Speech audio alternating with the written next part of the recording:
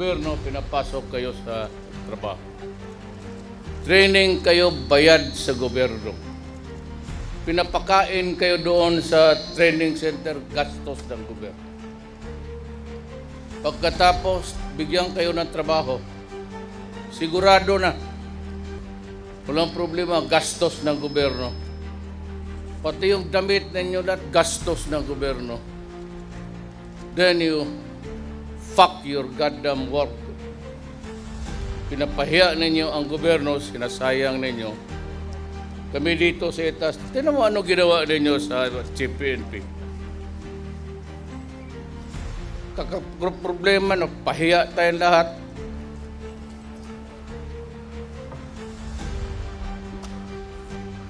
Kaya ninyo ang basilan? Ha? Punta kayo ng basilan. I will give you about 10 days. Prepare, shift them to mag-task force ka ng basilan. Kulang doon kasi pinapaputok nila yung mga stasyon doon.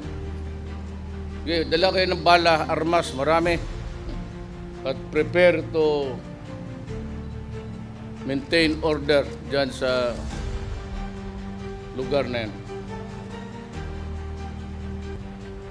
Wala kayong... Ako, kung magtanong kayo ng mga taga-Davao na pulis o meron dito, gano'n na lang ako magmahal ng pulis.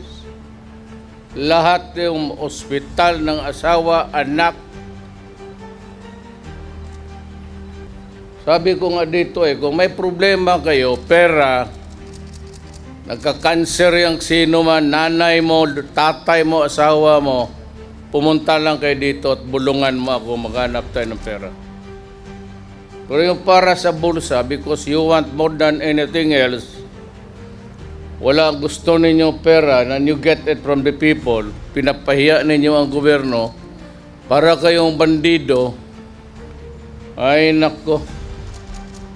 Sabi ko, hindi ako yung mayor na takot-takutin ninyo ng putang ina. Alam mo, sa totoo lang, prangkahan ko kayo. Pagka pumasok kayo sa doon, patay ka talaga kayo.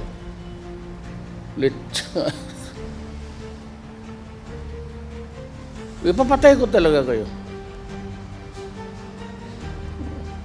Bahala na yung human rights, bahala na yung korte pagkatapos ng termino ko. At least mawala kayo, okay na.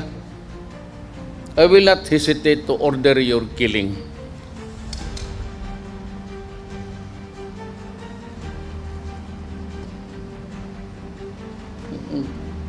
Busit yun lahat. Buti, hindi kayo na-assign sa Davao. Batuta na. Tanong kayo dyan sa mga Davao. Kampasin ko kayo ng batuta.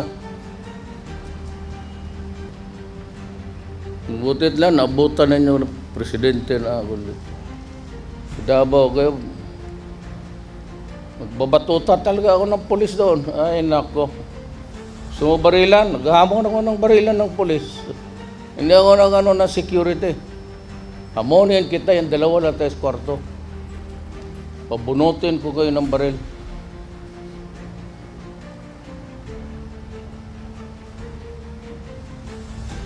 Ito. Regarding